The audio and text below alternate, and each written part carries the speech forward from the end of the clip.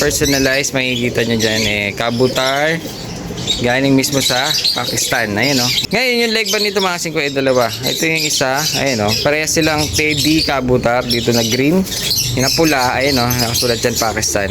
Parang hindi ko lang kung Arabic ba itong sulat na to mga 5. Ganda na leg band nya. So yeah mga 5. Bali may dumating tayo. Imported. Bali meron tayo nakuha kay tropa na direct import. Isang pares mga 5. Yung ano nga pala natin, ito nakita ko na naman. Yung ating palang mga timpler, hindi pa natin na ililipat. Ang init kasi dun sa taas ng bubong. Hindi natin siya mailipat. Pero medyo inaayos-ayos ko na ng konti yung kanilang kunuan. Kasi medyo na busy kaya hindi natin sila naayos. Ngayon, ito nga sila oh. Ayun sila. Tatatlo na lang mga 5. Pero madadagdagan yan dahil mamaya na lang natin sasabihin. Pero tayong dumating na dalawang direct import mga 5 galing ibang bansa pa. Ganda ng ibon. May personalized pa mga 5 na talagang direct import siya.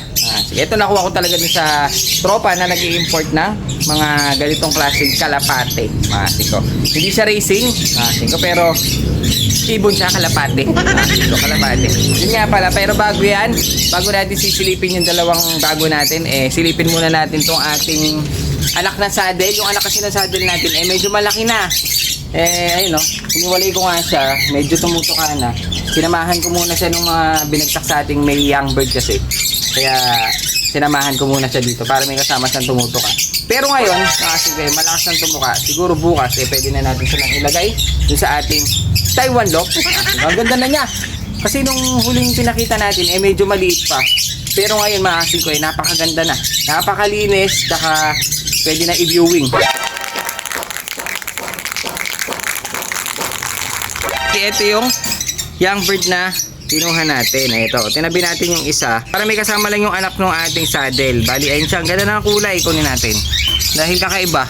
Ito na siya mga 5. Medyo wala na yung mga kalbo-kalbo niya. Medyo okay na siyang gawing flyer. Tsaka medyo pwede na siyang i-viewing na. Pero ang kulay niya mga 5, napakaganda yan. Tsaka ang linis. Wala siyang ganong mismark. Napakalinis. Puting-puti.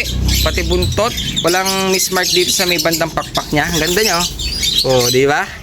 Saddle na saddle. Sana mapatuto natin agad mga 5. Ayan gusto na niya lumipat. Pwede na i-viewing ka mga 5. Ganda ng kulay. Medyo hindi siya kahawig nung sana pag naglugon ganito lang. Para hindi niya kamukha yung parents niya mga 5. Para meron tayong maiba. Di ba? Pero ang ganda niya Pero bago ang lahat yan, silipin na natin yung ating direct import mga 5. Pero tignan muna natin itong ating Borga. Dahil may paris na siya. Bali, ang pinarisan niya mga 5, itong hen na parang slate. Parang brown Pero na sila ng Borga. Sabagay yung hen medyo malaki rin. Sakto-sakto dito sa Borga natin. Kaso, parang hindi sila bagay. Masyado malaki ilong ng lalaki. Ito, medyo malapit na nating ilipat. Huwag kayong mag-alala. Dahil ginawa na natin ang paraan yung inyong kulungan. Pwede na nating ilipat sa taas ng bubong. Kaso, sana yung wag masyadong mainit. Dahil sobrang nakakasunog ng balat mga 5. Ayan, 3 na lang.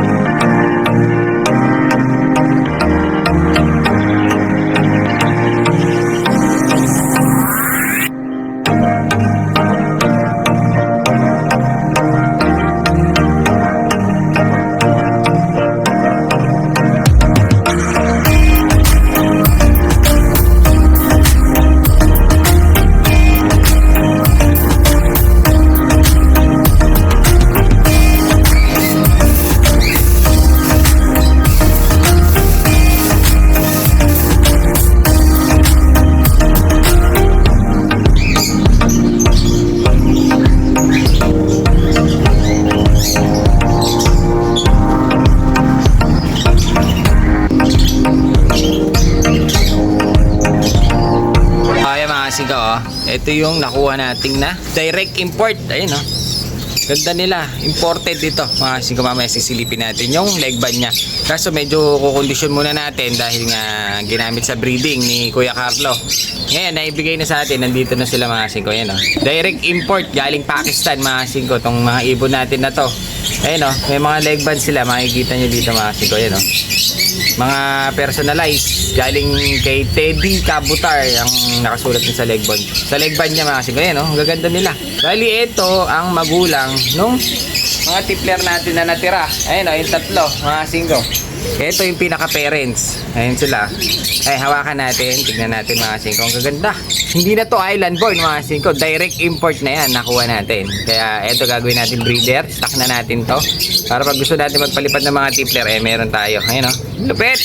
Direct import! Bali, ito yung hen na Pakistani tipler na imported mga singko. Makikita nyo, medyo pumayat na nga siya dahil nga ginamit sa breeding, nagsusubo. Ito yung kanyang personalized, makikita nyo dyan Kabutar, galing mismo sa Pakistan. Ayun mga singko, ayun lupit. Ngayon, silipin natin yung kak. Medyo pupurgahin muna natin itong mga to dahil nga nawala sa kondisyon. Silipin natin itong kak. Ito yung kak.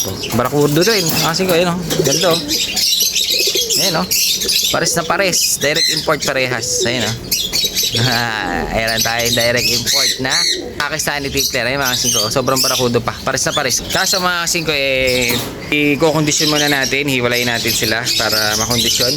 Ito naman yung kak. Makikita niyo yung kulay. White ang body. Dito lang sa lieg tsaka sa ulo lang ang kanyang pagka-grizzle. Ayan ang ganda mga singko. Kita niyo talagang pearl eye na pearl eye siya. Ngayon yung leg band nito mga singko dalawa. Ito yung isa. Ayan parehas silang Teddy Kabutar dito na green. Ito yung kanyang leg band Pakistan. May nakasulat dyan na Teddy Kabutar mga singko. Dito sa kabila yung pula. Ayan nakasulat dyan Pakistan. Parang hindi ko alam kung Arabic ba itong sulat na to mga singko. Ganda na leg band nya. Bali direct import nakuha natin kay Kuya Carlo. Ito isang pares. Makakapagsalang tayo ng mga imported na tipler mga singko. Ayan sakto-sakto okay na yung kulungan natin ng mga tipler. Ang tinatawag nating Pakistani Lop mga singko.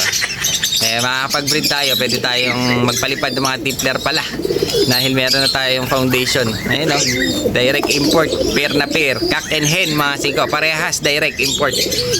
Sana dumami at para makapagpabigay din tayo. Pero susubukan muna natin yung mga anak nila. Dahil anak daw niya itong mga subukan muna natin silang ilipad. Baka mamaya hanggang bubong lang. Imbis na tagus ulap mga singko, pero hindi tayo pahihiyain ni Kuya Carlo. Sigurado, tagus ulap to.